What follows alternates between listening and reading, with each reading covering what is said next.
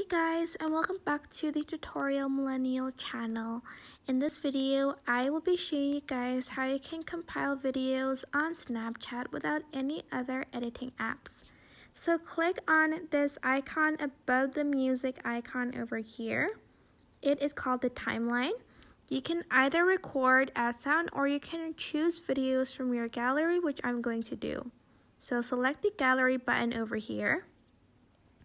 And I'm just going to select a video, for instance, this one. And I can trim the video to, for instance, 3 seconds. And then I'm just going to hit that checkmark button. To add another video, I'm just going to press the gallery button over here and select a video. Again, trim it to the sort of time you want, like the duration you want, for instance 2 seconds, and then hit the check mark button again.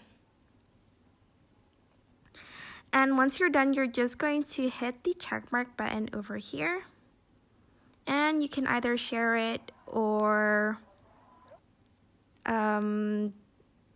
save it to your phone. But that is basically it. I hope this tutorial was helpful for you guys. Don't forget to like, comment, share, and also subscribe to this channel if you haven't done that.